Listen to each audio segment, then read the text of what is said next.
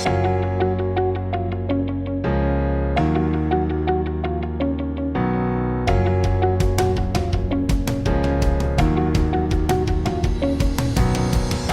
Monday Morning Marketing Podcast is brought to you by Esther of IPA Group, bringing premier online promotion to your business. And Melanie of Stomp Social Media Training, who empowers business owners to manage social media and marketing for themselves. Happy Monday and welcome back to the Monday Morning Marketing Podcast. Today, I'm going to be talking with Esther about the value of relationships and the 3 different types of ways that you can connect and relate with your customer. But first of all, let's hear from our sponsor. Get ready to be a social media superstar with Feed Alpha. Their friendly AI and super simple tools make it a breeze to see what your followers are into. That means you can post the cool stuff they love right when they're most likely to see it. Check out feedalpha.com to find out more and take your social media to the next level. So Esther, what kind of relationship values do you think would be important to have with your customer? That's a tough one because some customers are seasonal and some customers are more eternal, if that makes sense. Eternal customer. Eternal customer. No, but I mean, obviously, brilliant marketing term. It depends because first of all, it depends what sort of business you're in. If you're in like the wedding business, you wouldn't want maybe necessarily the same customer returning for a different wedding dress every time. I mean, it's probably been done, but you would want them to be happy with their choice of both dress and husband. But you would also want them to then make referrals. So you'd want to, that could be a way for them to be more of an eternal customer. But yeah, it's definitely one of those things that, first of all, it depends what business you're in. But you want customers to return mostly. Yeah, I agree. And every relationship with a client begins somewhere. And if you can give multiple offerings, so you can offer like a cheaper sort of intrigue only kind of relationship with somebody. So, and then you've got a sort of a middle of the road kind of premium value. And then you've got obviously a high ticket item. And we've discussed it before when we've been talking about other types of service.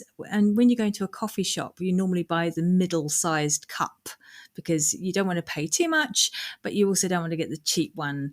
And so if you can offer like 3 different types of service values, like bronze, silver, and gold, or whatever you want to call it, then that can be helpful and meaningful for people because then it depends on their budget. As you say, it depends. It depends. But yeah, it also, if somebody only wants to dip their toe in the water with you and see what you do offer, then they may go for the cheaper option, the bronze option.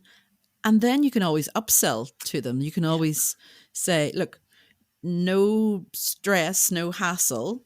Download this for free or receive this sample for $1 in the post. And then, they're more than likely going to come back and go, I really like that. I really like what you do. I want to work with you more. So let's see what the next level is. And then once they get more and more involved with working with you or buying your products, then they'll fall more and more in love with you and they'll move on to the next one, which is where you want them to become the eternal customer. Exactly. So now we're talking about relationship values. And those relationship values can incorporate hand raisers, which I'm sure we've all heard before, which is exactly what Esther was suggesting there, in the shape of a lead magnet or a download or an ebook or something like that, where you're just getting people started with a quick fix. And the only commitment that they need to give you is their email address or something like that.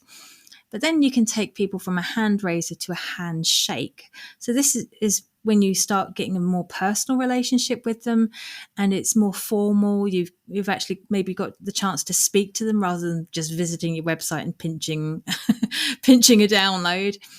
And so with the handshake, you're then building that rapport that you didn't previously have with the hand raiser.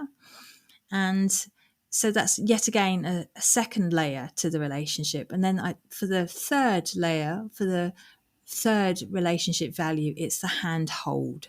And that's when you've got a true relationship with them, when you are starting to cross sell and upsell, and you're then explaining to people what extra value you can offer. So it could be you're collaborating with somebody, or you're bringing some other product or service to their notice. So it's very much a relationship turn, I suppose, going from here, just have a download, to nice to meet you, let's, how can I help you, to right, we've got this relationship now you can rely on me. Yeah. And it's very true, because as we've always heard, and we've always said it as well, people buy from people that they know, like, and trust. Yeah.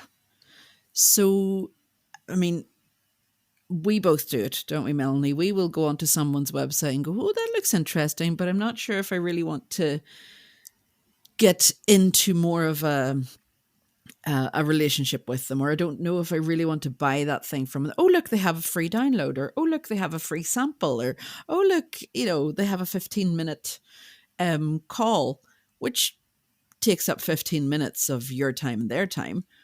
But it's maybe the one that would get them to the hand holding a lot quicker, because then you're seeing the person, you're hearing the person, you've got, those 15 minutes to know if you make the click or not. Because there's no point in working with someone, and this goes both ways. This goes both for the customer and for the business or service providing the product or service. You don't want to work with somebody that you don't necessarily get along with, or that you don't have that rapport with.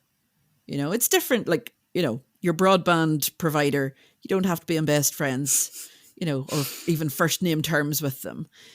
Same with your mobile phone company, but they have to treat you right.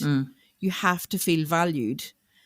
And if they just ignore your concerns, or ignore your, complaints every time, if you have them, then it's fine to move on. But if it's a more personal thing, like your web designer or your social media trainer, and in the case of Melanie and I, then you do actually need to be talking to them on a more consistent basis and saying, oh, here, I need that fixed, or how do you do that, or how do we fix this, and what do we do for that, and how can I get more of this, etc. So you do have to have more of that face-to-face time. So why not start with a 15-minute free call to see if you fit? As you were speaking there, and before we started recording this today, I hadn't grasped just how much I'd been manipulated by this own system just this morning. So I suppose it's got to be about 6 months ago, I got a download off a website. I then was automatically put into an email list. I've been receiving this email list periodically. Just before Christmas, I downloaded some moderately priced templates from the same person. So it wasn't ridiculously priced. And I thought, well, this would be really handy for next year to help me out with a few things. And then today I received information about how they're doing a special offer on a 60-minute meeting. And they're only offering it to the first 10 people. I bought it, didn't I? Of course you did, because they've been building that relationship with you. And you have liked the other things that they delivered. The freebie, and then the moderately priced useful thing that you use. So then when they come up and offer you a par hour, and you're going to have to repeat that because people aren't going to understand what I said. Power hour. That's too much effort. When they offered you that for, like you say, a reasonable price. But you see what they did there? They also added in a clause or a catch that only for the first 10. So you wanted to be in those first 10. You wanted to get it at that price. Well, it was a sense of urgency. Yeah. A call to action. And you acted on it. Yeah. Yes. So now this is the third and final values that I wanted to outline. So we've done service values, which is the bronze, silver, and gold. We've done relationship values, which is hand raiser, handshake, and handhold. Now down to commitment values. And so the first time I contacted this person 6 months ago, they were providing information to frequently asked questions. So it was actually, God's honest truth, that's how I came across their website. It was something I was looking for and I wanted a short, sharp answer, and they provided it. Then, this is so mad looking back on it. I feel like horribly manipulated by my own system here. And then just before Christmas, they became a troubleshooter. So they offered me solutions to something that was a bit more in depth. They understood my pain point in much greater detail, although I didn't realize it was a pain point at the time. Thanks very much. And so that's the second of the 3 commitment values. And then the final one is accountability. And that's when you've got a stronger relationship with them. You're beginning to see that you've got maybe a longer, more full-term relationship with them. And this time I actually want to speak to the person and get more refined, personalized, customized information. And that's what we can do with our own customers and what we should be doing with our own customers. Yeah. But I think one of the key things that you said there was that all of this started at least 6 months ago. You didn't go from investigating or, FAQs into troubleshooting into accountability in the space of 3 minutes. No. It took time. It took them sending emails periodically. It took time for you to realize the value that you were getting from them and what they were offering. And even you yourself said that you didn't even know you had the pain point that they were providing the solution for. So it's not an overnight fix. These relationships cannot be built and maintained quickly. Agreed. It is a slow, long drawn out process. And it doesn't matter if you're the only person in your vicinity selling the product or service that you're offering. You still have to build those relationships. You can't become complacent and say, oh, well, there's nobody else that does it. Everybody has discovered the internet now, and everybody knows that they can get whatever they need at the touch of a button, and they don't have to go to an in-person meeting with a trainer or anything else. They can do these things online. They can have their web designer in a totally different country to them.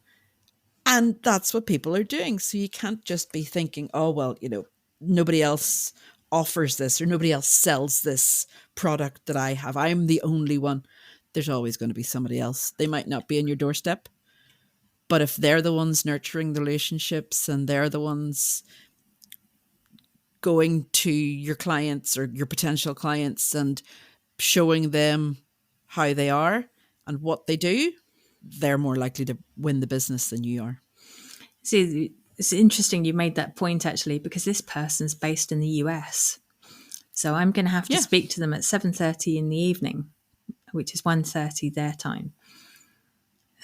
So this relationship's been ongoing and they're in an entirely different country. Yeah. And that's perfectly valid because even though somebody else in your own country might do or might offer this same thing, nobody else has nurtured that relationship with you. Nobody else was on the ball when you were looking for the information. Yeah. So these are just some ideas, guys, of what we can do and how we can nurture relationships and build relationships and maintain relationships. Because at the end of the day, you want the forever client. You want the people that come back, the ones that stay, the ones that are in retainers, the ones that pay every month and just have you around when they need you, or pay every month and constantly need you. You want the clients that will always be there and will always refer you on to other people, so that the cycle continues and you will always have a flow of customers coming through. So that's it for today, guys. We're back next week with another episode of the Monday Morning Marketing Podcast. And until then, Bye-bye. Bye.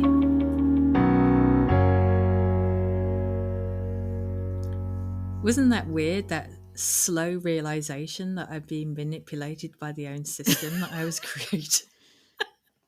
I could see the light bulb moment. That was so funny. I hadn't actually given it any real thought until we started talking about it.